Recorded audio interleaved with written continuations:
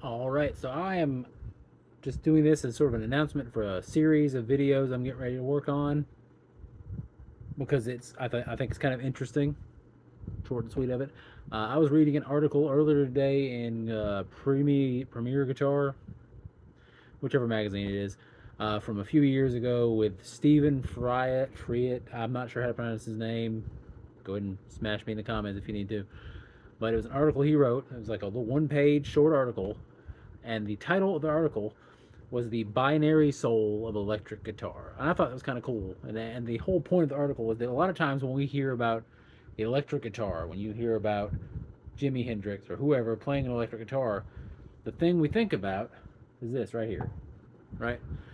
We think about the guitar. And a lot of times when we're playing, we do the same thing. We're just concerned about, well, the guitar, right?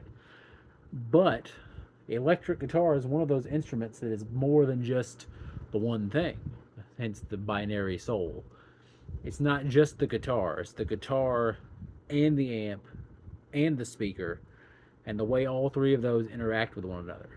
That's why you see guitar players who, when they hit that big high note in the solo, they get up next to the speaker and let it feed back.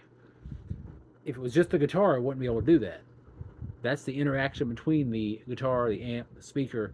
That's the air coming out of that speaker, vibrating the string, activating the pickups, sending the signal to the amp, and then sending it back to that same speaker that started it in the first place. That's why it feeds back, right? So we're going to look at those three different aspects of what makes the soul of the guitar. And then we're also going to throw in, just because we can, the recorded aspect of that binary soul. In other words, microphone, right?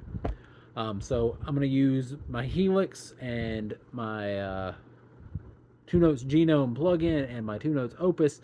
All of those have different ways of combining stuff, and we're going to test sort of how big of an effect does each part of that soul have on the sound that comes out. So we'll start it off with my Variax guitar and try out a bunch of different settings on it, which is the same idea as switching guitars, but easier. And I don't have some of the guitars I don't want to test, right? So we'll do single coils, we'll do humbuckers, we'll do like high output humbuckers, we'll do different body styles and see which one we like best. And based on that, we'll go into the next phase, which will be, well, let's look at the guitar amp. So we'll try a few different classes of amps. So we're not going to now. Don't get me wrong. If you take a clean Fender style amp and you put it up against, and you change that out to a high gain Marshall, yeah, it's going to sound different. So when people say, well, the amp doesn't really, the amp doesn't make that big of a difference, what they're saying is not that you can go from a clean Fender to a raging Marshall amp and it's going to be the same. That's not what we're saying. But if you take a clean Fender amp and put it up against, say, a clean box, it's not going to be a huge difference. Is it going to be a difference? Yeah. You can probably tell ones. You'll probably be able to tell when they switch amps, but you're not going to be able. Most people are not going to go, oh, well, that's the Fender, that's the box, right? So we'll do that. We'll do amps. We'll do clean. We'll do like sort of crunch sounds, and then we'll do some like high gain sounds. And then after we pick one of those or two of those, maybe we'll do a clean and a heavy. We'll go to the speaker. We'll try some different speakers and see how much difference the speaker makes. And we might even go using my Two Notes. We might go into how much difference does the cabinet make, because I actually have quite a few different cabinets in my Opus collection, I guess you'd call it, of the Dyne IRs, of a vintage 30 cabinet, or a cabinet with vintage 30s, but there's like a bunch of different cabinets.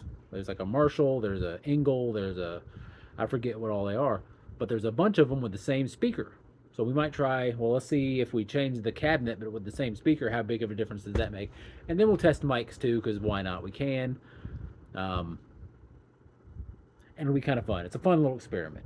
So that's going to be something I'm going to be working on over the next little bit here. It might take a little while to get it all done. I'll put them out as I get to them. So, keep an eye out, an ear out, however you want to look at it.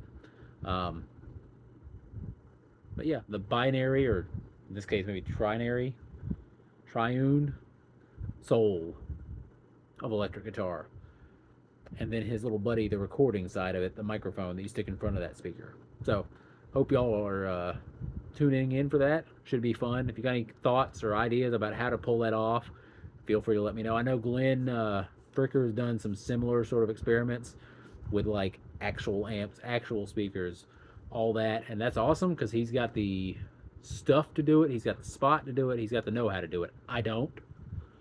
But what I do have, I have a Helix, I have the Two Notes Opus, I have the Two Notes Genome plugin, I have Helix Native.